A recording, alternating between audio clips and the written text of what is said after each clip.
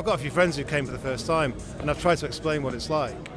He's like, oh yeah, people, there's a band playing in every bar, and it's crazy, and they go, yeah, whatever, Then they come and they go, oh, I see what you mean. It is totally mad, really. So, but it's great fun, obviously. Well, the producer that we worked with, Mike McCarthy, he had a studio down here, like a really cool studio with a lot of analog gear and like just cool equipment, And we lived in New York, and we just came from London, and we kind of felt a little burn of the big city. So we thought it would be a good idea to come down to this beautiful place, Little do we know that people like to be even crazier here, It's kind of a madhouse in a good way, a very good way. We didn't know what to expect because Texas is a big place, You watch Friday Night Lights, right? Yeah, I love Friday Night Lights, and it's nothing like that show. But yeah, explosions in the sky everywhere around you. Just footballs and game day, and yeah. It's awesome though, yeah. Last year we just kind of played anything and everything.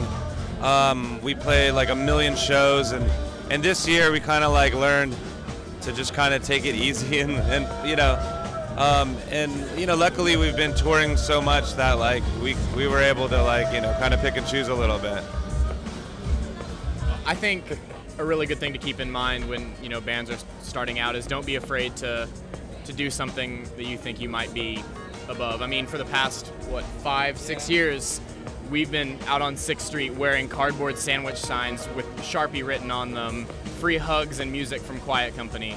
And we've gotten an incredible response from it. We still, play shows and people come to us and say, man, I first heard of you guys when you were giving out free hugs. And like, I just thought that was so cool that, I wanted to go see a show, wanted to listen to your music. And then, if you've got a good enough product that people want to listen to, like things like that can really impact and create grassroots fans that want to go tell other people about you.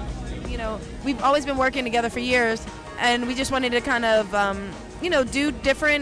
do all the styles of music that we like that we don't do in our solo careers. And we were just at the same place, in the same space at the same time, mentally and musically, and we're like, all right, things that Kweli would bring to the table that you wouldn't think a rapper would like or would even think to rhyme over, he brought it to the table like, yo, let's write a song, a great song over this. I'll do 16, whatever, you do what you do. We brought in a whole slew of great songwriters, like Kendra Ross, to come in, Xenia Bashford, and they wrote great songs. So it just kind of was like a labor of love that kept growing and growing. We didn't know what it was going to be. We thought it was going to be, it's not. It's even more. It's almost like just everything that we love in music that we don't do in our solo careers. That's the first thing. But we love music and we love all different types. So it's like going into a candy store, But my favorite thing to do is actually just aimlessly walk around the streets and go into a bar that I like the sound of a musician or like the music that's happening.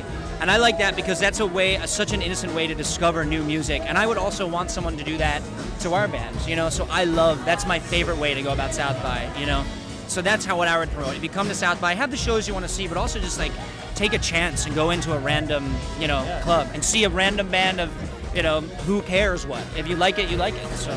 And I can comment on that too. As an artist, I want to know that people are out there possibly going to come see us play from that standpoint of just, I don't know what I was expecting. Because it's rare these days that you have an opportunity to let the live act be the draw point. Normally you have to hear about it on the internet or see a YouTube clip or like have a friend hype it up.